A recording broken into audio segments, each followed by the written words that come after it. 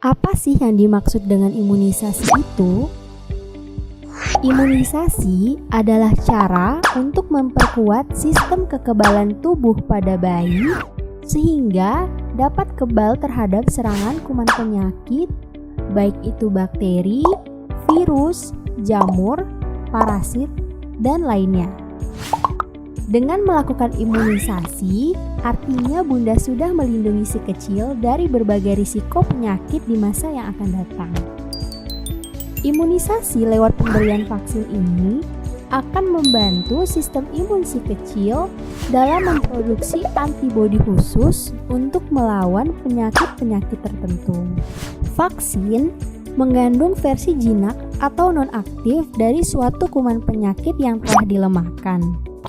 Setelah masuk ke dalam tubuh, kuman jinak ini tidak akan menyebabkan penyakit, tapi justru membiarkan sistem imun si kecil mengenali dan mengingatnya sebagai suatu ancaman.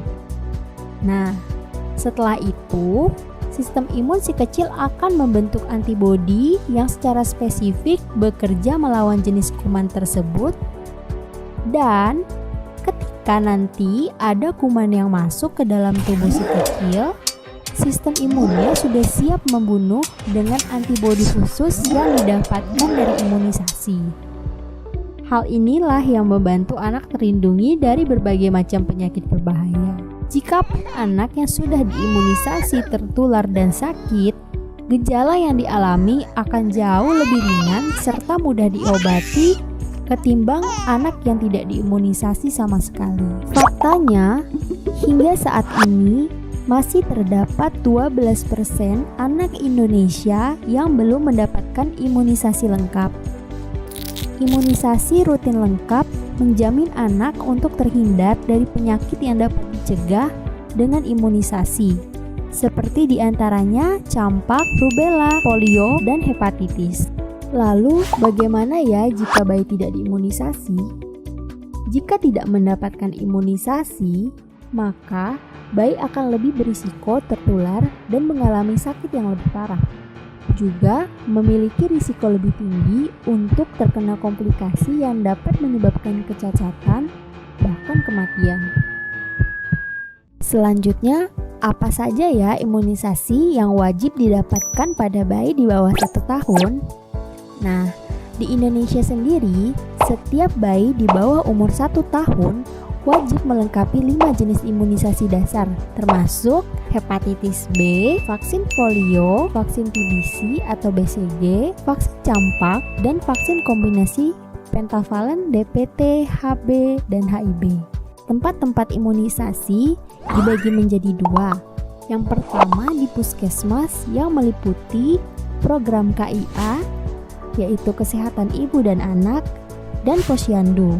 Kemudian di luar puskesmas dapat didapatkan di rumah sakit, di dokter anak, dokter umum, dokter spesialis kebidanan, maupun di bidan. Apakah imunisasi aman ya dok? Benar.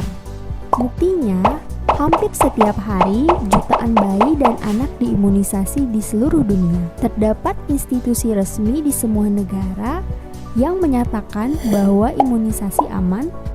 Apakah imunisasi bisa menimbulkan bengkak, kemerahan, nyeri, dan demam? Hal-hal tersebut merupakan suatu reaksi yang normal dan akan hilang dalam waktu 2-3 hari dengan diberikan obat penurun panas.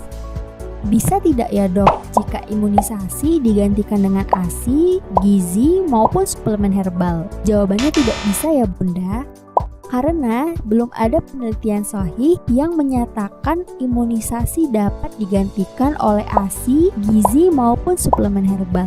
Kekebalan yang dibentuk oleh imunisasi bersifat sangat spesifik. Nah, itulah mengapa semua negara melakukan imunisasi rutin secara terus-menerus. Apakah vaksin mengandung babi ya dok?